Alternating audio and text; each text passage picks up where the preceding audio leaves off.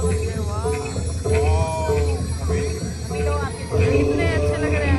आगे क्लिक कर रहे थे पीछे तो कुछ बोल रहे यार। देखो सांप, देखो सांप, देखो आंखें, देखो आंखें कितनी खतर खतरनाक है। वहाँ पर दे उस ओ डमरू ड्रैगन। हाँ दीदी को पकड़ो।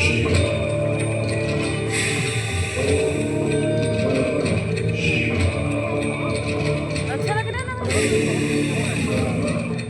द्वारी प्रवेश करते ही एक काला की कथा में एक स्टोरी जिसमें सुनाई दे। काल गणना ले अब देखता हूँ। असंभव है।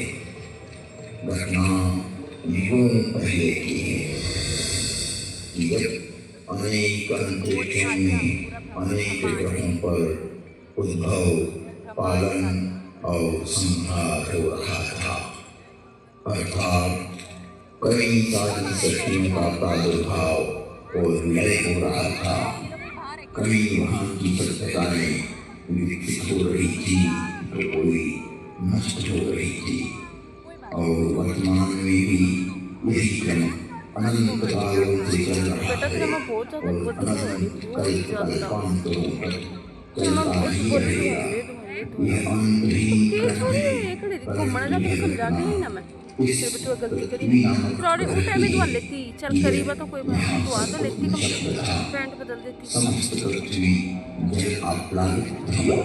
तभी भगवान विष्णु ने वराह रूप धारण कर पृथ्वी के कुछ भाग को जल से बाहर निकाला, जिससे कालांतर में इस पृथ्वी पर जीवन अपने लगा। और एक बड़ी काल गणना के बाद यहाँ मानव पैदा हुआ, किंतु उसे किसी प्रकार का बोध नहीं था, किसी भी प्रकार की अभिव्यक्ति की समझ नहीं थी। ना तो उस समय शब्द था, ना कोई वर्णाक्षर। चराचर जीव जगत अपने अपने समूह में एक मूक दृष्टि से एक दूसरे को निहारते थे, लेकिन कुछ भी व्यक्ति नहीं कर सकते थे। चारों पर इस पृथ्वी पर सन्नाटा ही सन्नाटा था। प्राकृतिक स्वरूप ध्वनि के यह पृथ्वी निशब्द थी।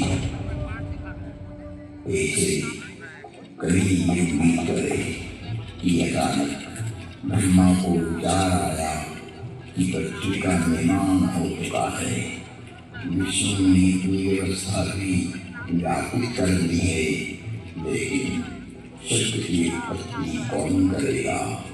बिना वाणी अभिव्यक्ति कैसे हो पाएगी? जब ब्रह्मा और विष्णु को प्रेरणा हुई कि देवों के महादेव ही इस सृष्टि में सत्य की स्थापना कर सकते हैं, सत्य ब्रह्म का नाम ले सकते हैं,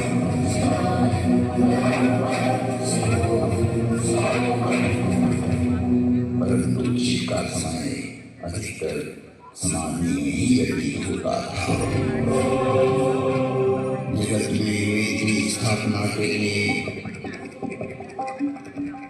मनुष्यों में, प्राणियों में सत्य, प्रेम और करुणा की भावना प्रकट करने के लिए, शब्द को देह देने के लिए महादेव को समाधि से ये बता रहे स्वर की आवाज कहाँ से आई? आवाज डमरू से निकली थी। ब्रह्मा विष्णु और सारे देवताओं ने महर्षि पाणिनि को प्रेरणा की कि वो महादेव को प्रसन्न कर जगत में सत्य प्रकट करने की प्रार्थना करें। ये सब तो नहीं है, सारे डमरू से निकले।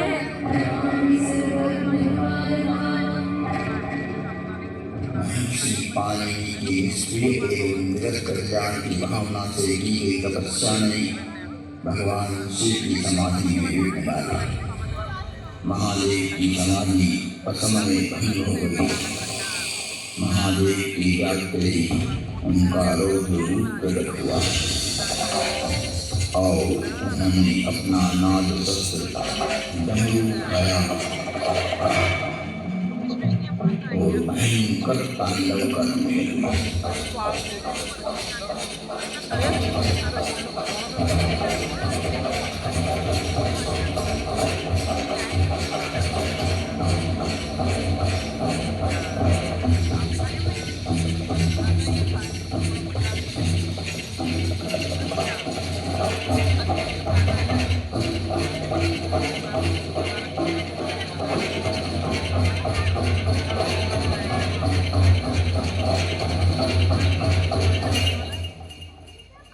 इतना भयंकर तांडव किया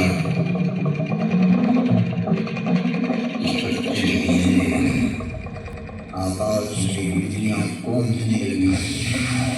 पृथ्वी को हिलते ब्रह्मा ने सोचा कहीं प्रलय की वेला तो नहीं आ गई। चारों तरफ समुद्र में तूफान आ रहा था। हवाएं चक्रवात का रूप लेकर आकाश में उड़ रही थी। पूरी पृथ्वी अपनी रूप पर ऐसे डोलने लगी मानो पृथ्वी समुद्र पर तैर रही हो। और महादेव ने अपना डमरू बजाया और उस समय समाधि में हुए विघ्न के कारण तांडव करते हुए मानो अपने इस नाद से संसार को बंदी कर देंगे, इस सृष्टि को समाप्त कर देंगे और उसकी तीव्रता को प्रकट करते हुए पतंजलि भीषण अनुभव दुनिया पैदा करते हुए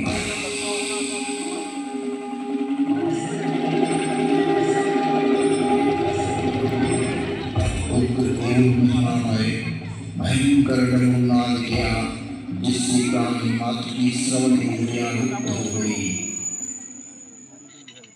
नाद इतना भयावह था कि कान मात्र के कर्ण भेद हुए। कुछ काल के लिए यह स्थिति बन गई।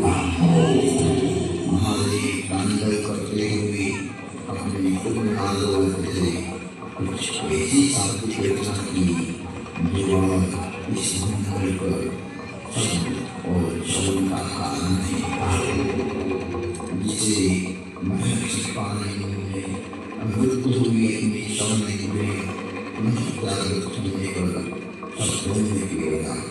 जब कल्याण के लिए महादेव की प्रेरणा से नाद वाद्य से निकली हुई दुनिया जो आज संसार में व्याप्त है, इस भूमंडल पर कोई भी व्यक्ति किसी भी भाषा में अपनी ही व्यक्ति करता हो, उसका उद्गम स्रोत महादेव का डमरू भी है।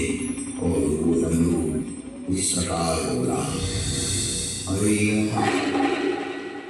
रे रे हे ओम हरि ओम हरे वर नम नम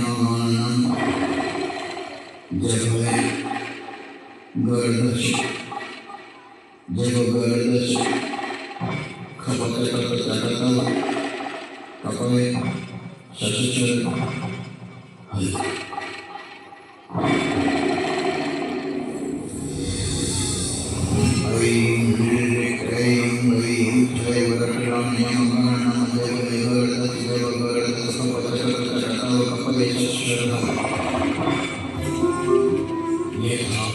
शिव का नाद शस्त्र से उत्पन्न हुआ शब्द व्याकरण। इससे शब्द की कल्पना हुई और डमरू ने जिस तरह एक श्रीकृष्ण परमात्मा शिव ने जगत को दिए वो आज सभी की अभिव्यक्ति का कारण है। माधवेश्वराय